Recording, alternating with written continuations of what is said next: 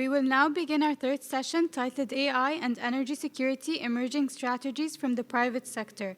And this session will be moderated by Mr. Shuji Hosaka, Senior Advisor for Research and former Director of the GIME Center at the Institute of Energy Economics of Japan. And we are honored to welcome the following distinguished panelists: Professor Hiroshi Isaki, Professor at the Department of Electronic and Information Engineering, Graduate School of Information Science and Technology, University of Tokyo; Ms. Mozel Marzougi, Researcher and Head of Economic Study Section at Trends Research and Advisory; Dr. Shikato Kondo, Senior Researcher at the GIME Center of the Institute of Energy Economics of Japan; and Dr. Abdullah Al-Abbasi, Director of the Energy and Environment Program at Dirasat. Shall we start? Okay. Good afternoon, ladies and gentlemen.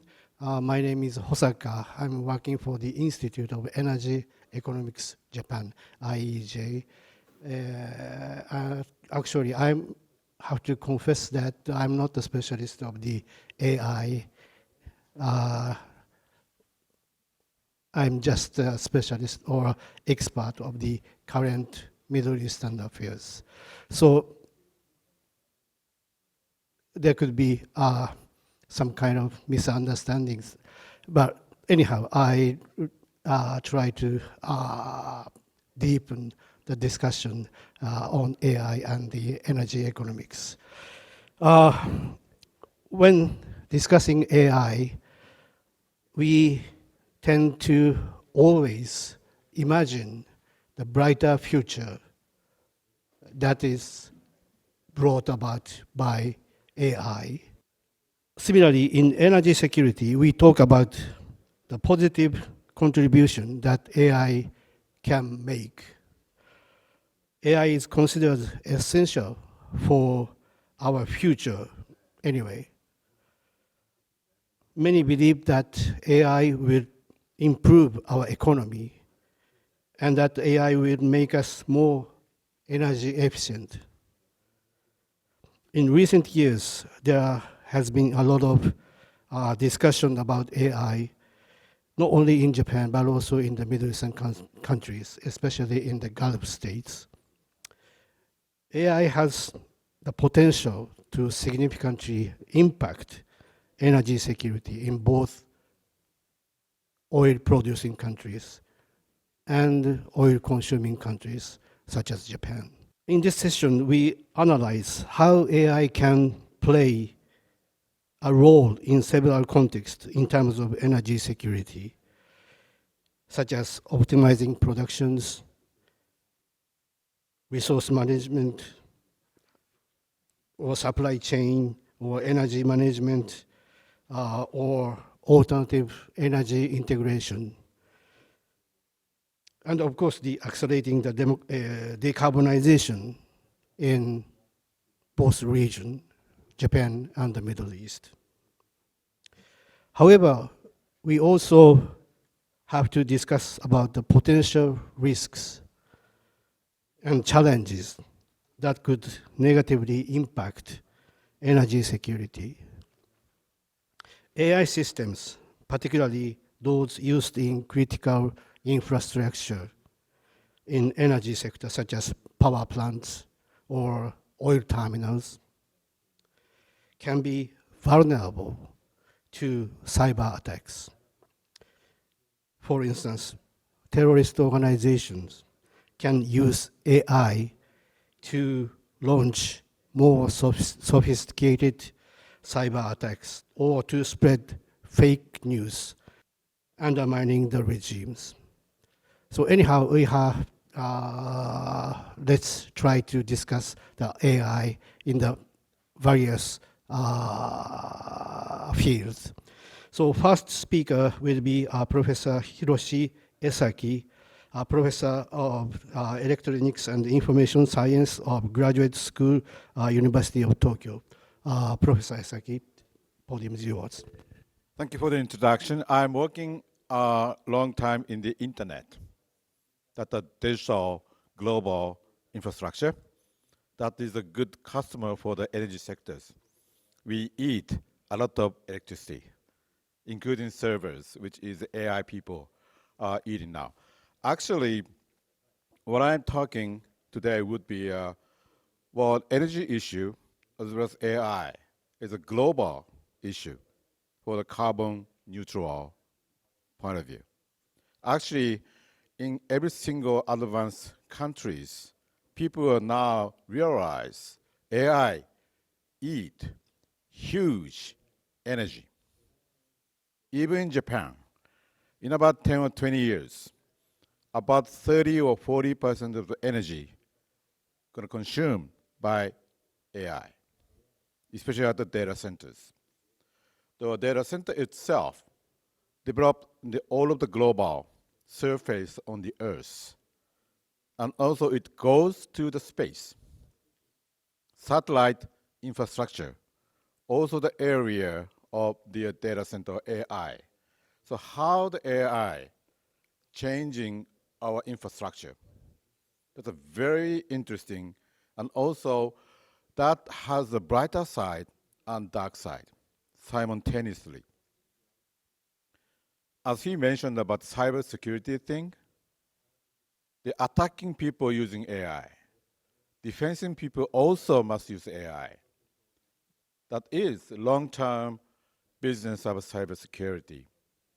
Though cybersecurity is now really, really important and critical because the energy infrastructure and digital infrastructure is very critical infrastructure for us, for all of the human being on the earth. One of the things I want to discuss today would be most of the people came from Middle East. We are in Eastern Asia. Some people sitting in the North Pole, South Pole, Europe, North America. Those infrastructure already connected by glass fiber infrastructure, that the internet. AI sitting on the internet while getting a huge power from the grid infrastructure. One of the things I want to share with you is the power infrastructure or logistics infrastructure of the oil or material is very, very expensive. The digital bit infrastructure that is far cheap and flexible compared to the other infrastructure.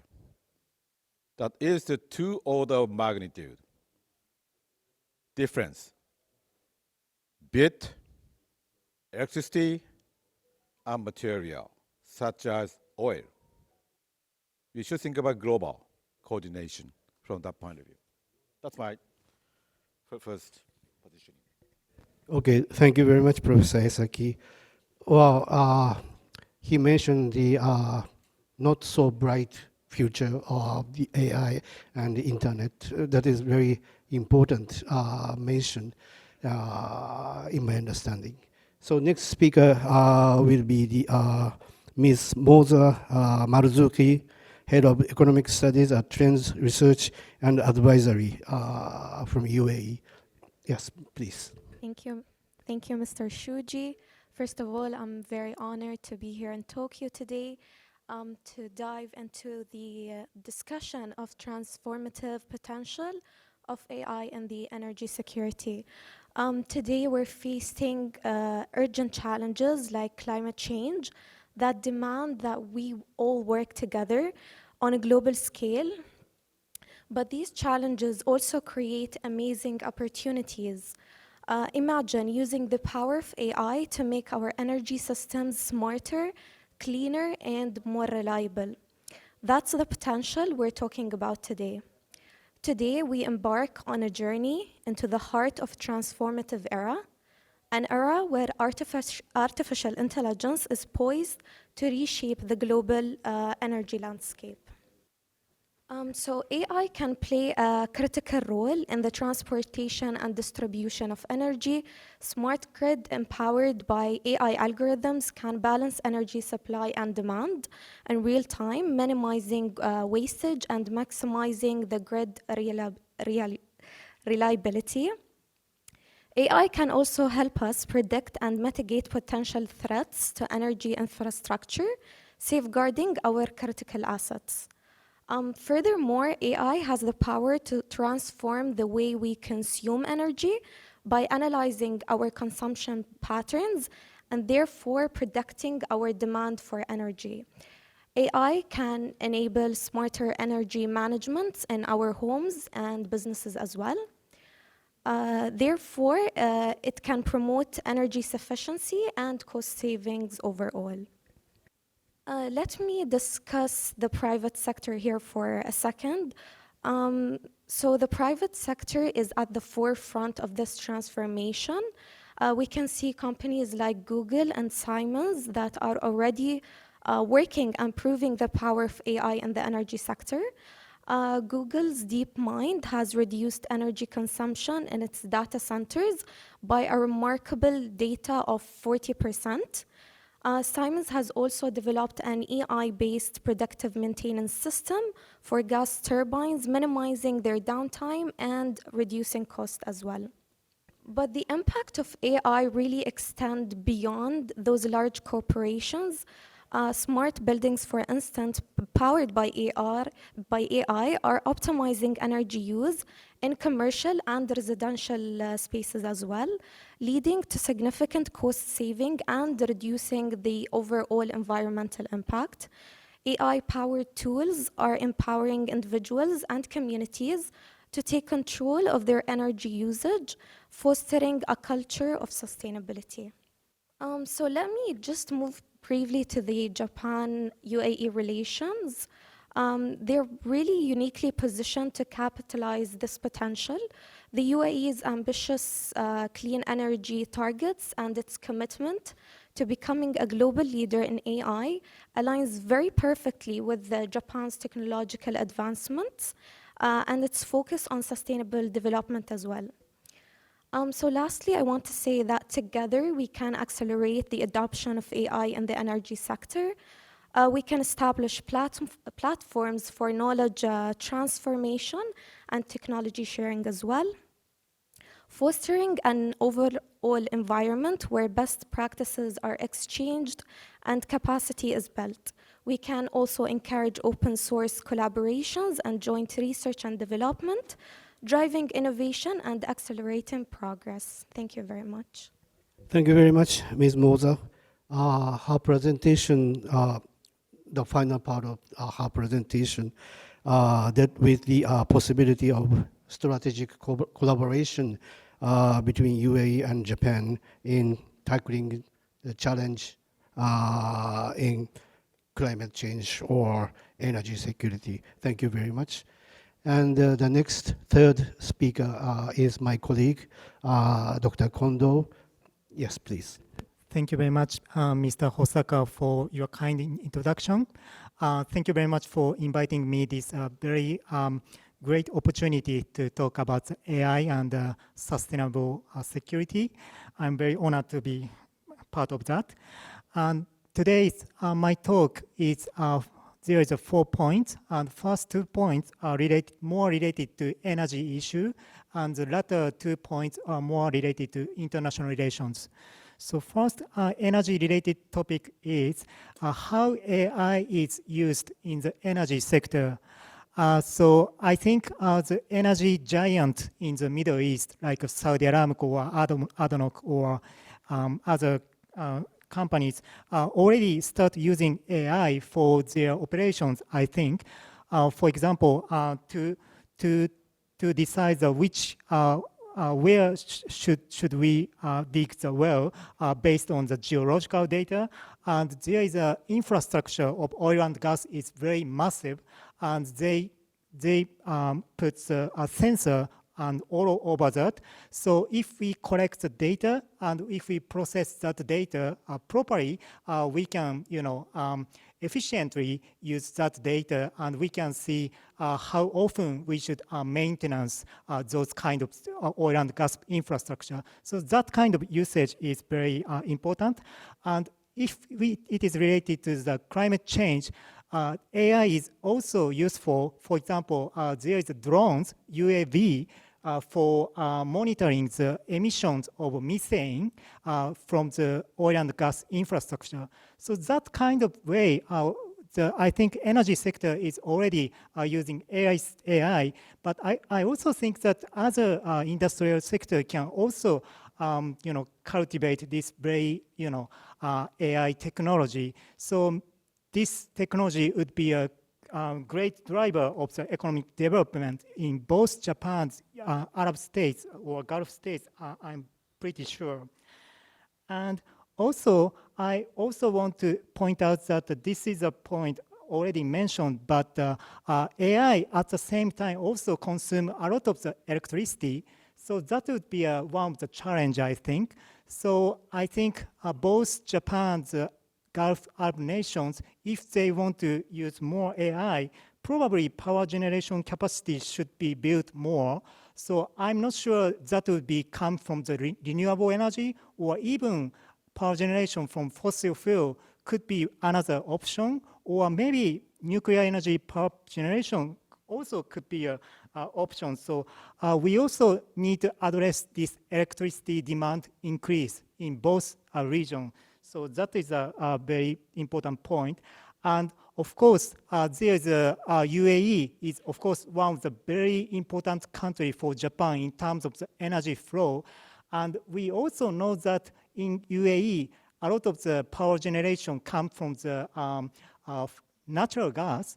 And if they use more natural gas for power generation, that could there is a possibility to influence their export capability. So in that sense, probably energy flow could be influenced by the introduction of AI in the countries. But we have to, address that question and making sure the, more stable flow of the energy. I'm not so pessimistic about the energy flow, but that is just one point to we need to note that.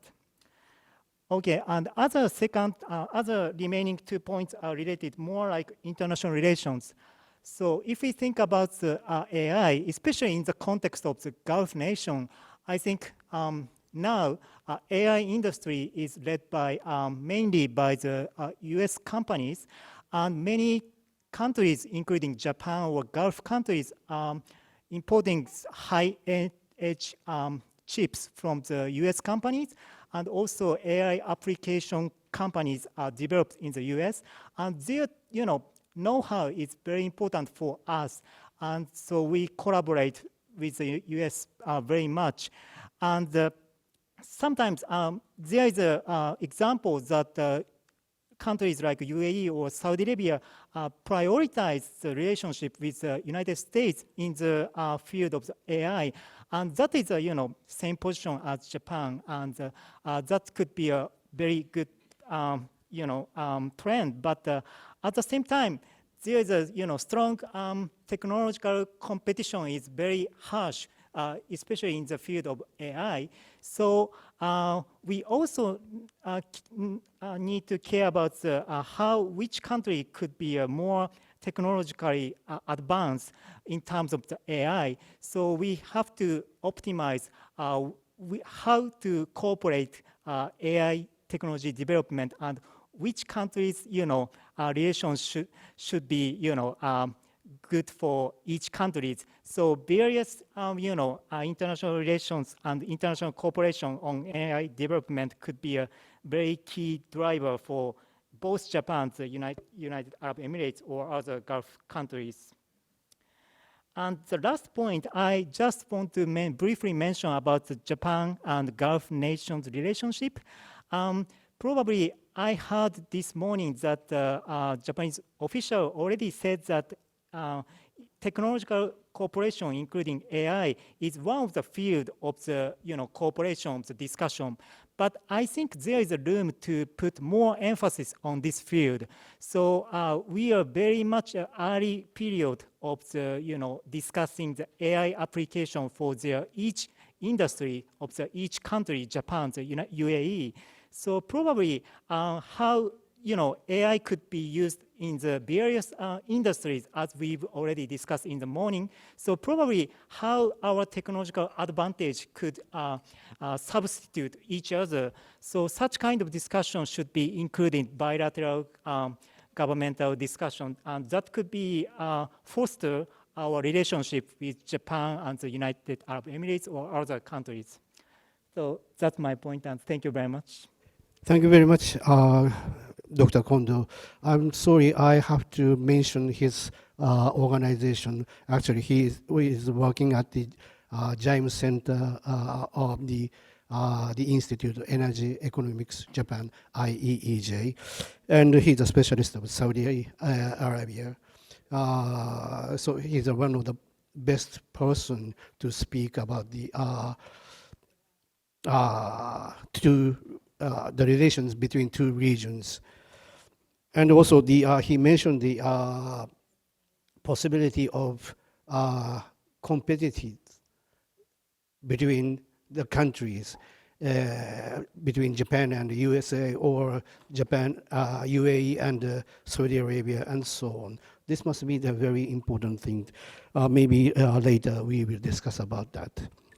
So the last speaker will be the Dr. Abdullah Al-Abbasi, Director of Energy and Environment Program, Dirasat Center, Bahrain. Yes, Doctor, please. So at the beginning, I would like to thank you and to thank its friends and University of Tokyo for arranging this workshop. And definitely the topic is very crucial for not just for two countries, but internationally to be recognized as one of the hot topics. I would like to start with the points about international cooperation, which is the last point my colleague mentioned. I think that the type of strategic partnership is very important for regional perspectives and also for security perspective. If you think now about what's happened in Europe, in Ukraine crisis, we see it's very important for different countries to pick the right partners. Otherwise, you can end up in having energy crisis or other type of crisis. So definitely any endeavors in the directions of having more cooperations between Gulf region and Japan, United States and European countries is something we have all to endorse. And this workshop and conference is coming in the right direction. The second point I would like also to highlight it, I think it's very important to emphasize that we need to reconcile the conflicts or the perceived conflicts between renewable energy and oil and gas. In the GCC, in the Arabic Gulf countries, we see that oil and gas sector is our leverage in having more green economy. It's our also instrumental power in advancing any technologies and advancing our own economy. So investing in carbon captures, all the innovations have been developed, and I've been fortunate yesterday to have a meeting with Mitsubishi Power Heavy Industry where they developed several solutions, gas turbines, hydrogen gas turbines, ammonia gas turbine, carbon captures. There are several innovation products in this country. It's aligned with the GCC perspective. If we can develop our oil and gas sector, which is developed, as my colleague mentions, for more than 70, 80 years, and I am also fortunate to mention that Bahrain is the first country in the region explore oil in 1932. So we have a long build-up experience in oil and gas sector.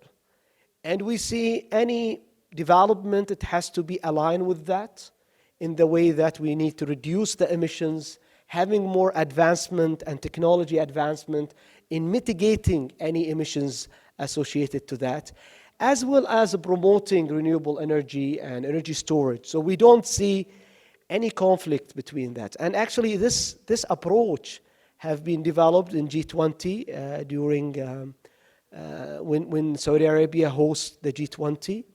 And it's also developed by the notion that carbon is not our economy, is not our enemy, which is a well-respected, paper published in Nature. When they talk about it's time to look to the carbon as not an enemy of us, is more our friend, and we can deal with it. And how we can deal with it? It's by developing technologies. And this will lead me to the third point, which is about the AI applications. My colleague mentions that AI can do several things. And I agree and disagree with some of these applications. We have to think about AI as a solution for specific problems, not every problems. If we are taking in consideration the energy intensive for training any of AI application. Let's take, for example, GT3. If you need just to train ChatGPT, this version, it will consume 170 annual consumptions of households, which is for the whole year. So you are consuming a lot of energy in terms of having specific functions. So we have to be wise and smart in developing these solutions, and we have to optimize our resources when we apply these applications. There is a lot of discussion now. Oh, you can solve this problem by using AI, by solving this problem by this. We have to be wise, and we have to optimize our resources, because it will be very silly to kill a fly by using a rocket. We have to be smart and precise in using these technologies, and to develop this technology is very important. I would like to end by mentioning two projects that I've been involved in. The first project, we have been developing a machine learning applications to understand the energy consumptions in different countries by not using Internet of Things or our sensors, by using aggregated data from smart metering. And we need to understand how the behavior of the consumers. And why we are developing that? Because we think the most complex interactions in the world is the human interactions, and the human consumption is the most complicated consumptions, and we need to understand how we can formulate a model or policy, our strategy to tackle these things. So the first thing we have to do is to understand the electrical consumptions. And by applying these advanced machine learning applications, we were able to classify every appliances inside the house, and then we can see exactly what's happened inside this house. So by using machine learning, we start to know that this house now, they are using 3 air conditions.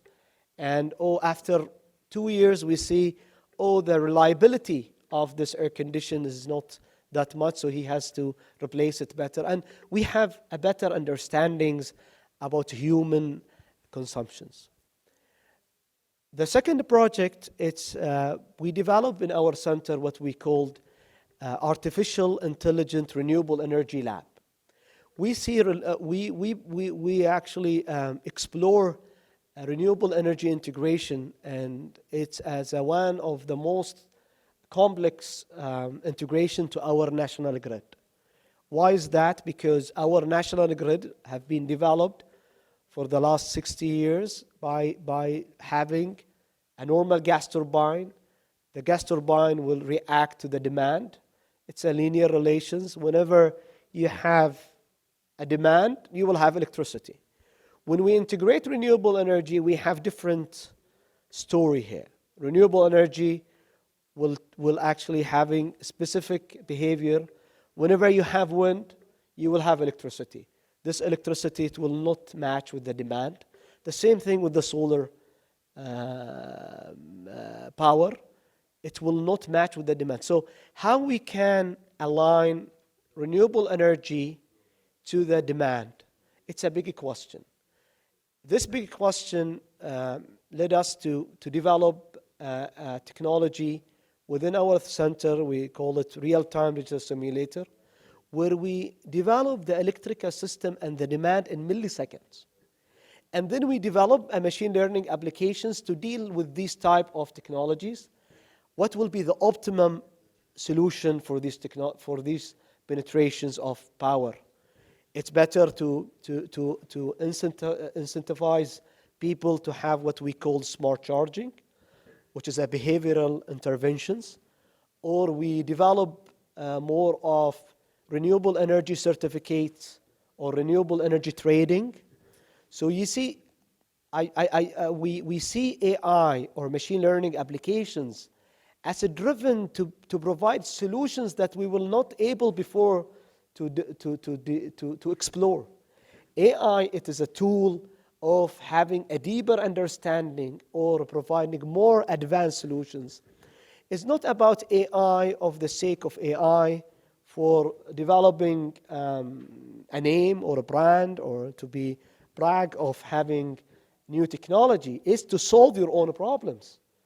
And these problems definitely can be developed very fast by using these machine learning. And I see the international cooperations in terms of renewable energy, oil and gas, AI, it's important. And it's very important for us also to think how we can foster our cooperations for more advanced solutions. And what's missing maybe in some countries, we can complement any missings that could be in more developed countries like Japan. In our region, we've been having some lack of innovation sometimes, and we have a good innovation project, but we've been successful for scaling up our projects. So whenever you see any projects in the region, you will see that we have the larger project, we have the financial capabilities to develop more advanced and scale up the technology which could be developed in Japan. So I think it's very important to complement each other and to think globally to address these issues together. Thank you. Thank you very much. Could I respond to him? Yes, please. Yeah, he provided us 2 points. First one is the optimization by AI. That is not a good idea for me. I mean, that is as-is solution. Every single engineer, scientist love those optimization based on existing system. The real innovation is to be infrastructure or architecture system rather than as is. For example, in about 10 years ago, most of people read paper format journal, newspaper, right? Most of the people. Now, who read those by paper? That is went to digital bit. I mentioned that. Paper logistics, very expensive. Bit logistics, 2 order of magnitude cheaper regarding the initial cost, running cost, as well as the required physical resources. Right? That is changing from as is to be.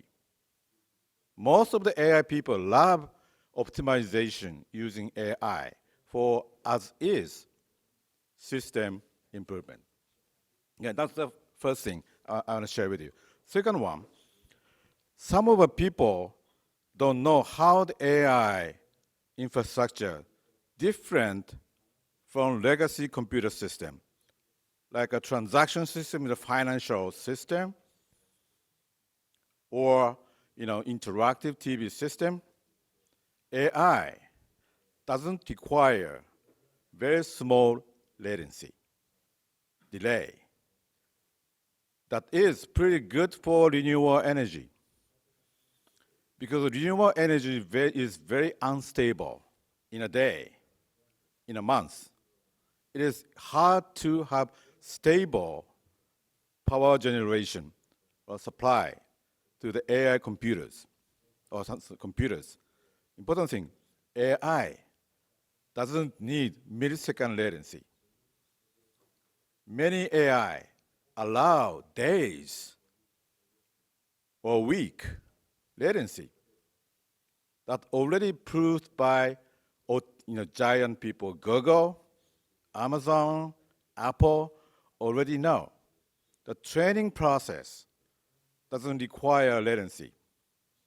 Inference, that is interface with your request or answer, that requires 1 millisecond or 100 milliseconds, which means the data center for the training system can be able to go to renewable energy site, which is very unstable, far away from the metropolitan cities, though such a latency allow, which is a very different perspective of the AI system compared to the legacy computer system.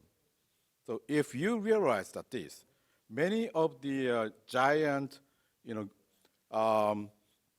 OTT players, GAFA, went to nose. Many of you know, because of the cool air, cheap land, cheap electricity, they love to go to the nose. Why? It's allowed the latency. So they keep very small size data center nearby you. That's the smell of the money. Right, that is a completely different requirement of the AI system has. That is totally different from the legacy computer system. Thank you. Thank you very much, Professor Esaki. Dr. Abdullah, do you have any comments to? Yes, I mean, one thing is to allow me to disagree with you. I mean, it's been these conventional computing power have been developed for years, and having any advancement in the era, for example, of quantum computing, it has a lot of challenges. I've been fortunate last year to be in the United States, where we working with national labs, they have quantum computing, and they are saying the same thing that you are mentioning here, but there is a missing piece of that, and until now they are not achieving what they dream to achieve. There is no shame of having, exploring these solutions, but we have to bear in mind that the computing infrastructures have been developed in the last 50 years, and to be realistic with dealing with the AI is very important, because we've been seeing a lot of applications that they are not successful to be developed in the right environment. So I think it's a good example of that, the quantum computing. Until now, in my view, quantum computing, it will not work. And this actually I share with several scientists in the United States, because there is a missing piece of quantum computing. Is not until now developed from theoretical perspective to cover the quantum side of it, and it has several challenges. Even by developing the quantum computers and having these advancements in that directions, there has always be a challenge. How to deal with challenge? Definitely, innovations and researchers are working day and night to develop these solutions.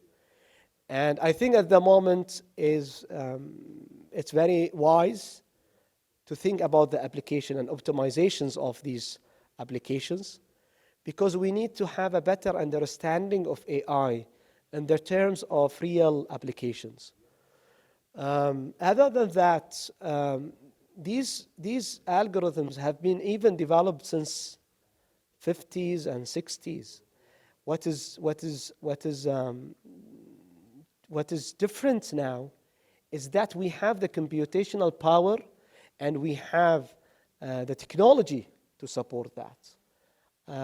Having these applications in that direction, I think, in my view, it will be the right directions, and to see more tangible outcomes in the coming future. Thank you. Regarding the quantum computing, thank you very much for providing those topics. Quantum computing is pretty good for AI because AI doesn't require exact calculation for Neumann calculation. That's very rough number of the calculation the AI does. That's the reason why 4-bit semiconductor chip for the GPU is now working in many startups. Not the 8-bit, not the 16-bit, not the 32-bit. It was. Science people require, or financial people require no error, right? Because of money. How about AI?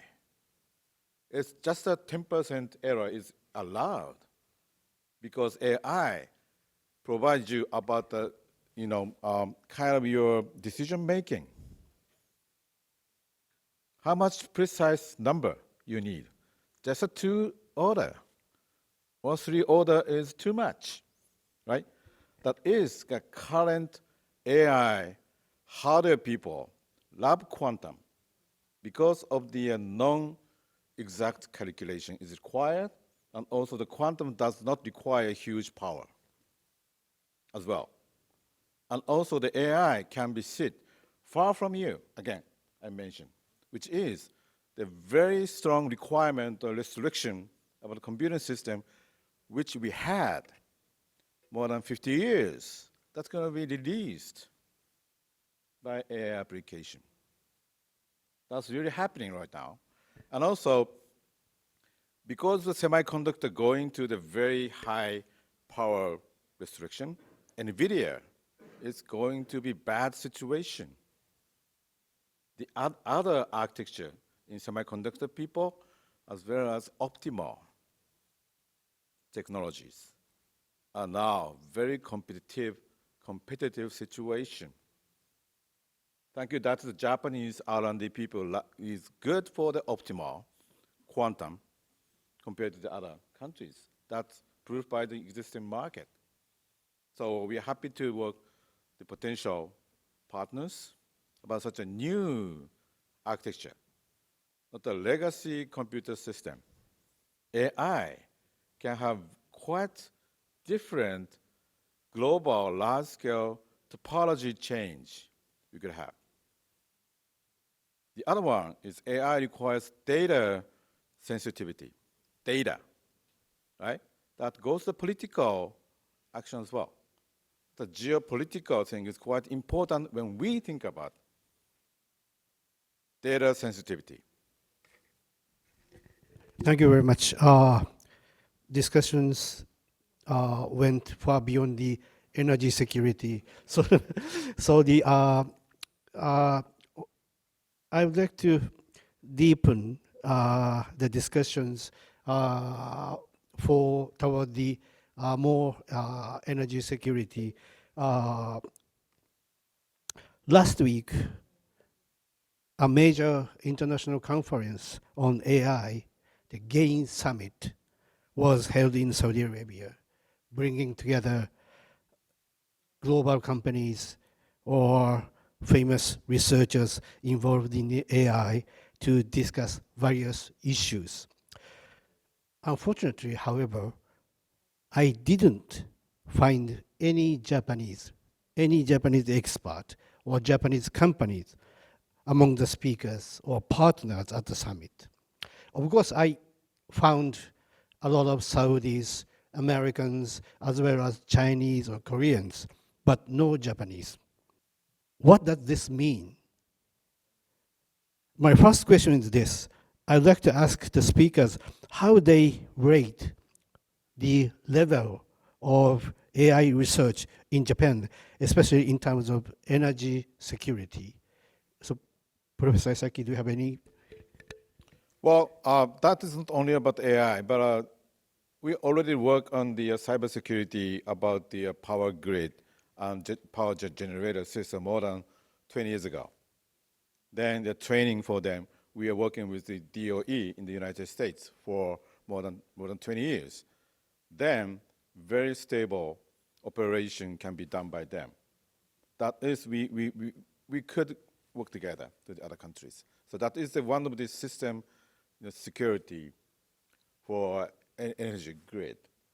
The other one would be how making an energy supply system that is not only the energy itself, oil or power line or the thing that is, we could change those infrastructure. And also, which is pretty important for geopolitical actions for.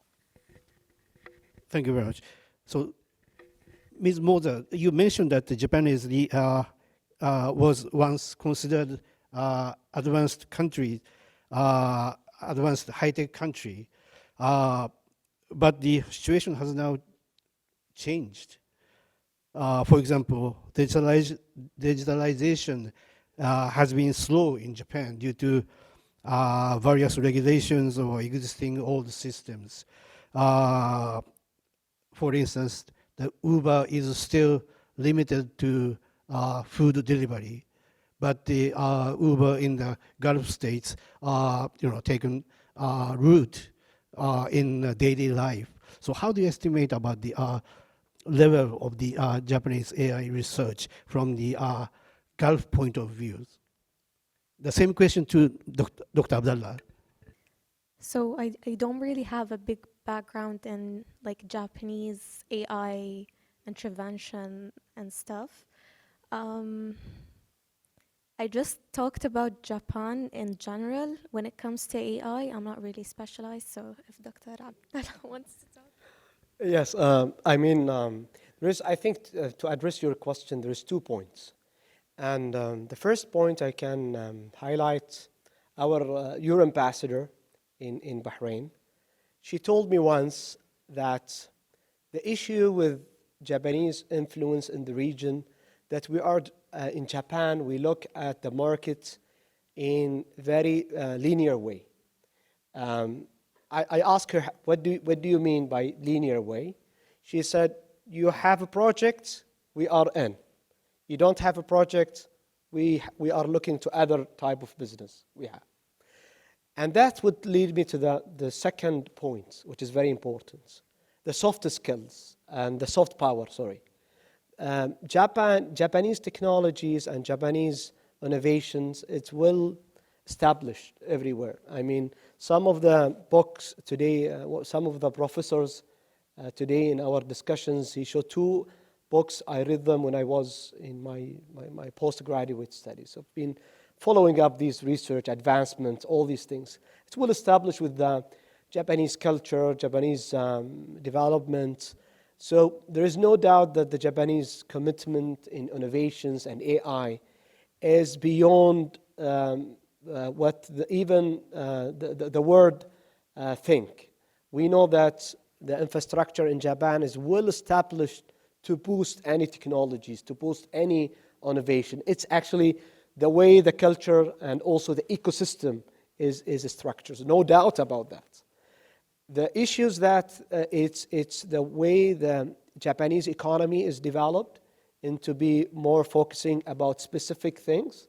And the second part that we don't see in the foreign affairs policy any of soft power. And that's when you mention about the conference, for example, in Saudi. You've seen a lot of Americans, a lot of Chinese, a lot of Indians, but you don't see Japanese there. Because part of their foreign policy is not playing of having soft power in the region. And that will add about culture exchange. We have a very successful programs in Japanese embassy in Bahrain where they sponsor 2 or 3 students per year. But even we need to have more than this type of exchange. We need also the Japanese companies to be open up of having more integrations and more solutions. And during also the discussions with the officials in Japanese government, they said that we are facing a problem now that the population of Japanese people is going is decreased. And we are thinking it is time to have immigrations policies. So in order to have immigration policy, you need to open up the country more. You need to be having more ability of absorb people with different belief, different cultures, having more effect on that side. And I think the policy and the foreign affair policies, it has to work in two directions. The first one is to reflect in Japanese community and Japanese people. That it's to open up to foreigners and different cultures, as well as protect your national identity. At the same time, you have to design some programs of having more exchange from Japanese researchers to visit Japanese also engineers, workers, to have more exchange, cultural exchange between youth, also between different regions, especially that regions you are looking at these regions as strategic partner for you. So for example, we are not telling that Japanese people go to some country, I will not mention the name, but I will ask them to think about having more exchange in both directions. Thank you very much. How about Dr. Kondo? You are following the Saudi affairs with the interest of the Japanese economic circles, business circles, who are, for instance, in my understanding, Saudi Arabia has established a lot of data centers in Saudi Arabia. So do you think that the Japanese companies want to invest such kind of movement? Thank you very much, Mr. Hosaka.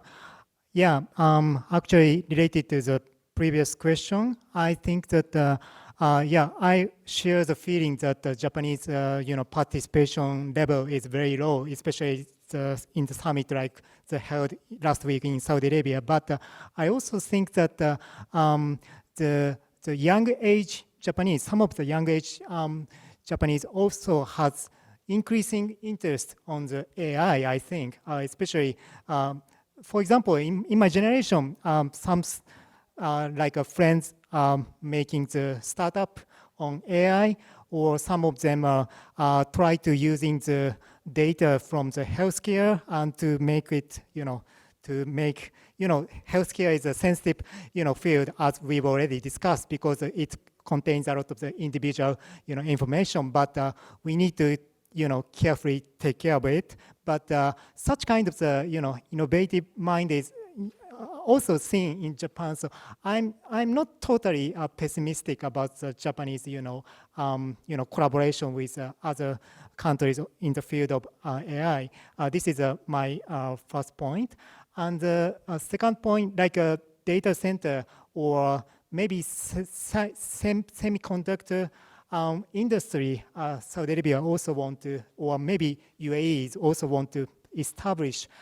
Probably Japan is also now, like in Kyushu, we have with the assistant from the Taiwan, we have to, established such a high-end, or I don't know the level, but some kind of semiconductor factory. So, there is a signal that we are already also, emerge as a kind of the developing such a technological industry. So probably we can find a way to also cooperate in the field of the construction of data center or other things. So the possibility is open, I think.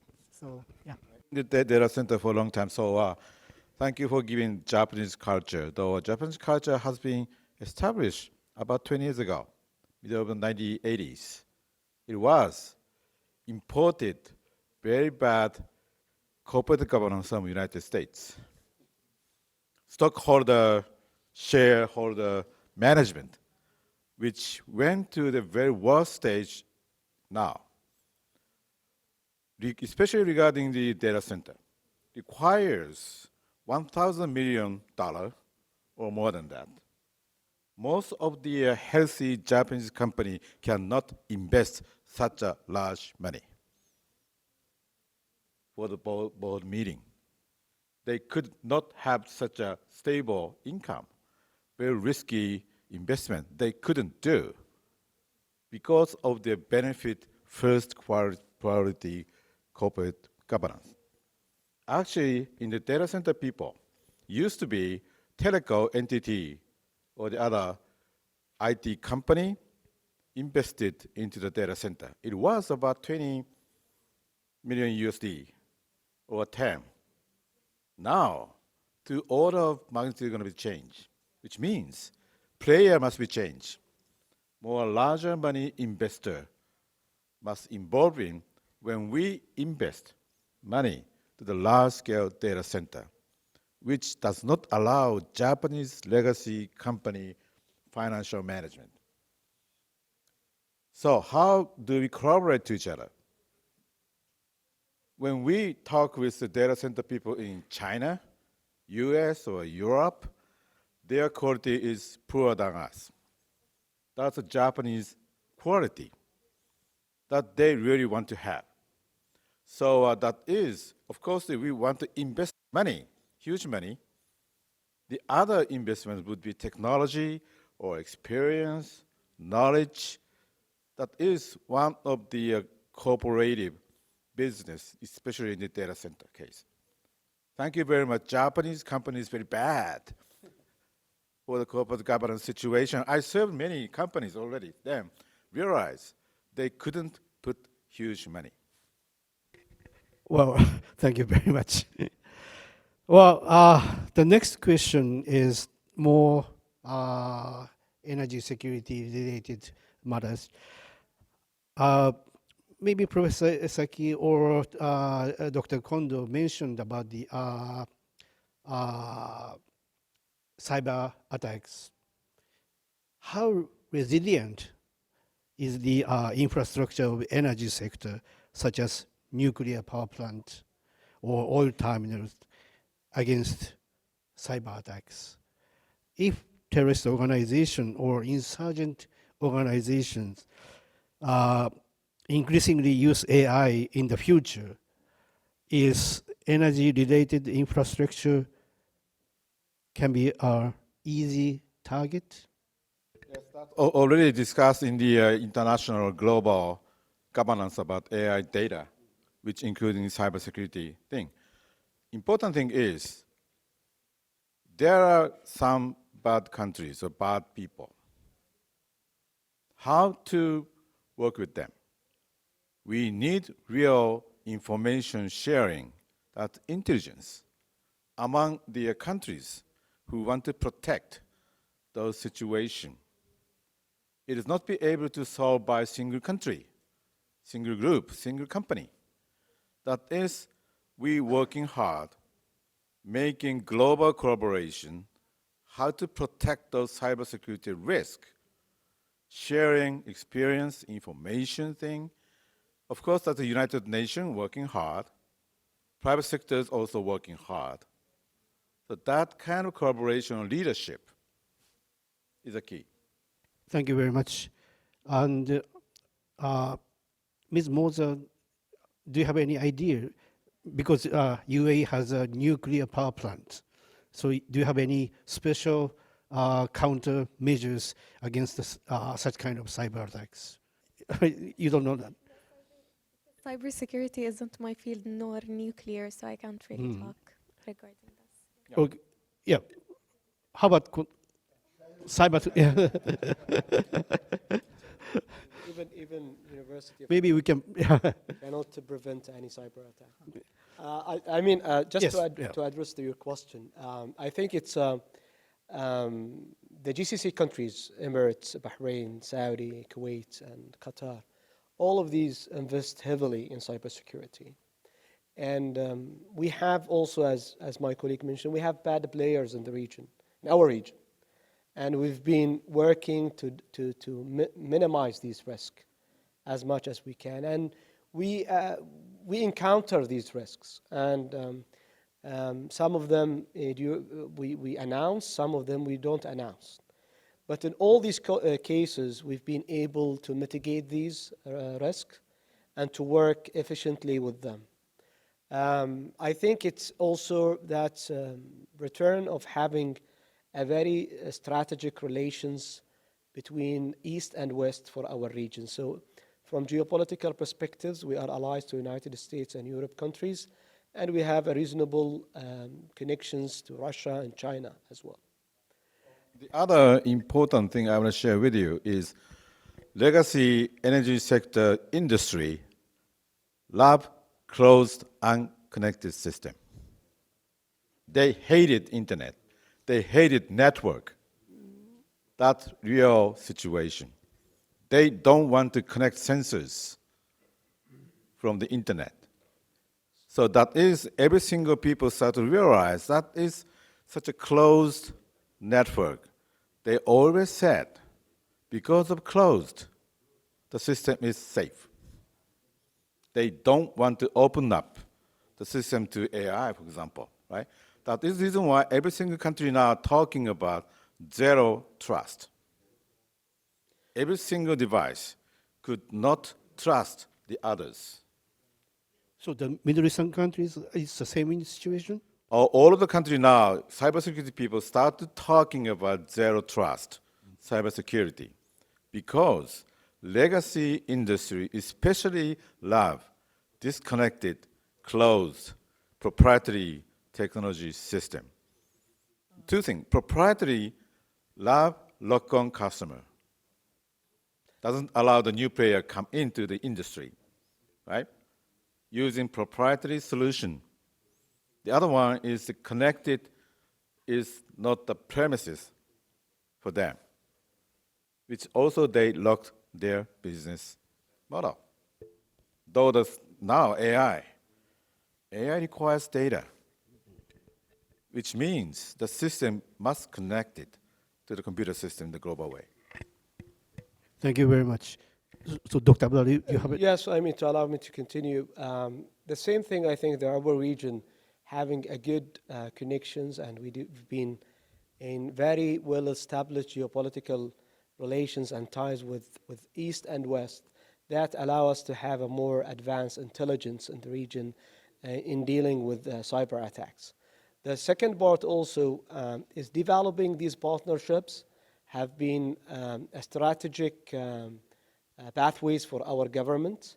And as my colleagues in other sessions mentioned, that the ability of our region of deploy these technologies very fast, and we've been looking at these deployment in different applications, and we see that we are able to mitigate these risks, identify them. Just to one also point about internet and the connections between, as a professor mentioned, most of the cyber attacks in the region is not because of open connections. It's because there is, some of intervention. So through flash, through something, then you will have penetrate the close. The zero trust policy, it's been in the cybersecurity, it's been several solutions and applications. But even though if you think that you will prevent 100% cyber attack by being isolated, is not realistic. You have to develop your own strategies, your own standards, and to be aligned with the international advancement. And luckily, oil and gas sectors in our region, even Baraka at Emirates, and also electricity sectors in all regions have been investing heavily in developing a very strong infrastructure, and we are keeping developing these things. And I think the international cooperations that will be a very crucial step And I think this partnership between Trends and Tokyo University can also bring a lot of momentum in that directions and to explore these ideas and solutions in the future. Well, thank you very much. Unfortunately, time is running up. This session has now reached its conclusion. The time allocated for this session was limited, and we may not have been able to address all the issues in depth. However, the four speakers did raise some crucial points regarding the role of AI in energy security. But I would like to add something inspired by Dr. Abdallah's. He commented, he mentioned that in 1932, the oil was discovered in Bahrain for the first time in the Arabian Peninsula. And this year, 2024, is the 90th anniversary since Japan imported oil from Bahrain for the first time. So this year is a very memorable year for the relations between Japan and the Gulf states. This is my conclusion. At the conclusion of the session, as moderator, I would like to express my gratitude to the four speakers, and my gratitude goes to the audience and organizers too. Please give a big round of applause to the four speakers. Thank you very much.